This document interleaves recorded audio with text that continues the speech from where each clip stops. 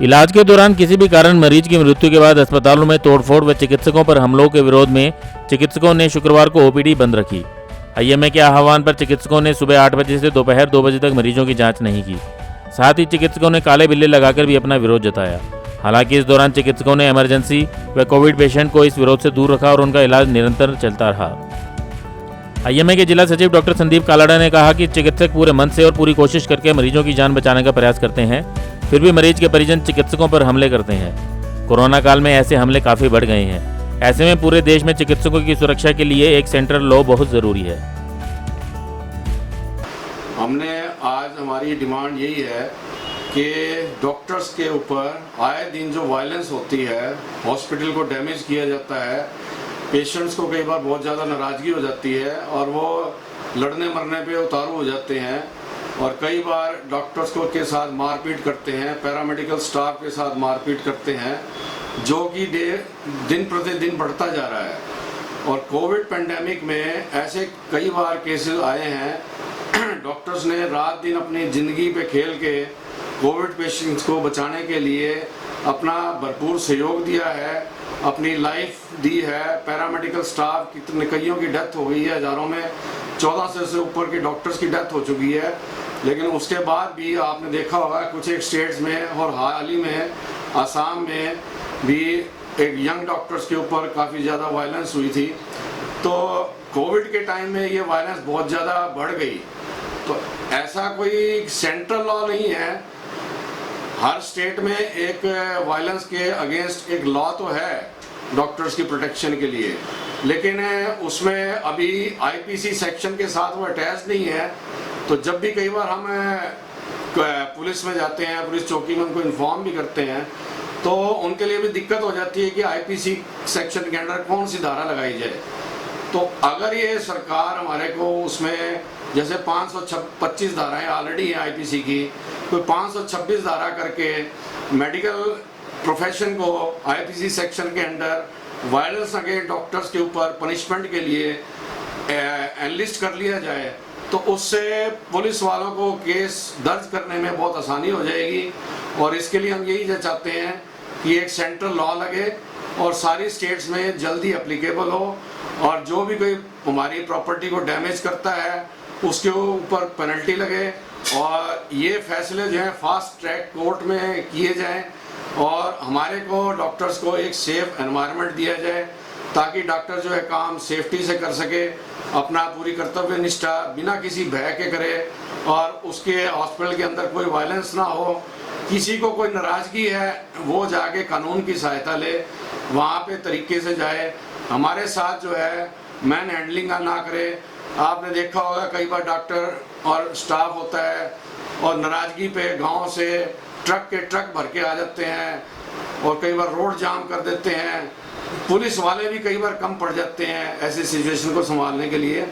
तो हमारी सरकार से, अथॉरिटीज़ से, कानून से यही गुजारिश है कि कोई जल्द से जल्द ऐसा सेंट्रल एक्ट लॉ लाया जाए ताकि डॉक्टर्स को जो है काम करने में कोई किसी प्रकार की दुविधा ना हो और सेफ्टी से काम करें। पेशेंट की डेथ भी अस्पताल के अंदर होनी है, जितना जी जान से डॉक्टर कर सकता है, इमरजेंसी में उसको देख सकता है, वो अपनी पूरी कोशिश करेगा। फिर भी कई बार मरीज की जान नहीं बच पाती, और बहुत सौ की जो बड़े क्रिटिकल आते हैं, बड़े सीरियस पेशेंट्स आते हैं, उनकी जान डॉक्टर्स बचाते भी हैं। तो दोनों ही बातें अस्पताल के अंदर ही होनी है।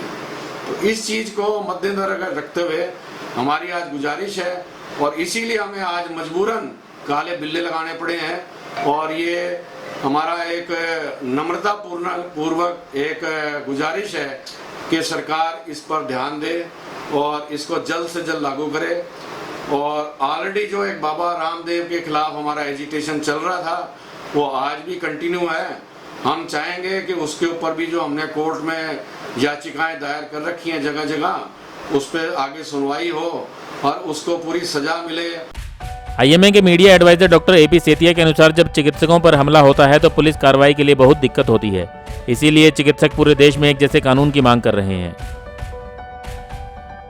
आज नेशनल प्रोटेस्ट डे ऑब्जर्व किया जा रहा है पूरे भारतवर्ष के अंदर इंडियन मेडिकल एसोसिएशन के सदस्य द्वारा। और इसका जो उद्देश्य, जैसे भी डॉक्टर काला ने भी बताया है, वो ये है कि हमारी डिमांड है एक यूनिफॉर्म सेंट्रल लॉ।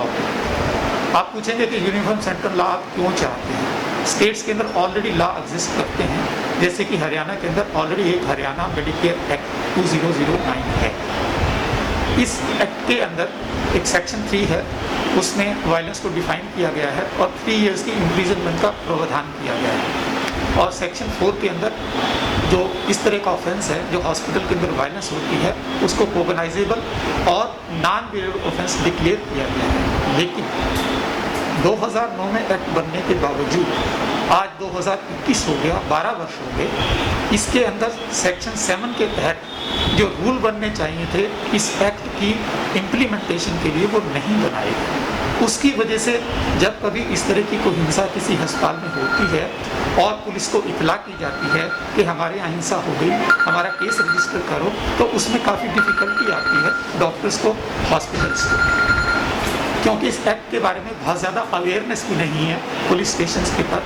और हमें इनफैक्ट एक्ट की एक कॉपी देनी पड़ती है वहाँ पे, ये बताने के लिए कि ये एक्ट है क्या, क्योंकि इस एक्ट को किसी आईपीसी के सेक्शन के साथ लिंक नहीं किया गया है।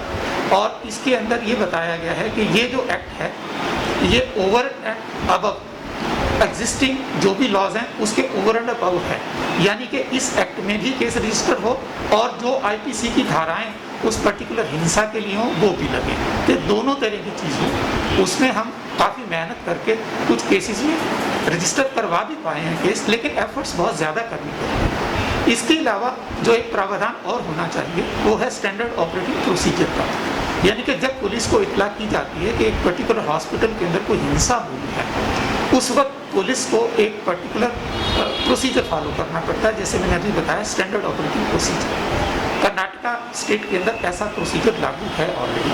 हमने भी हरियाणा सरकार से अगस्त 2017 के अंदर रिक्वेस्ट की थी कि यहाँ भी इस तरह का प्रोसीजर बनाया जाए, लेकिन वो हमारी मांग अभी तक पूरी नहीं हुई। इसी तरह रूल्स के लिए भी 2019 में हरियाणा सरकार से मांग की थी IMA ने कि ये रूल्स बनाए जाएं ताकि इम्प्लीमेंटेशन जो है वो थोड़ी आसान हो जाए, लेकिन वो भी अभी हमारी मांग पेंडिंग पड़ी है। तो अब बाकी स्टेट्स ने भी इस तरह की डिफ़िकल्टी को महसूस किया, तो सभी स्टेट्स ने मिलकर इंडियन मेडिकल एसोसिएशन जो हमारी राष्ट्रीय संगठन है और हमारे राष्ट्रीय प्रधान और राष्ट्रीय सेक्रेटरी हैं, वहाँ सारी मीटिंग हुई एग्जीक्यूटिव की वहाँ पे, और ये फैसला किया कि पूरे देश के अंदर एक यूनिफॉर्म लॉ बने।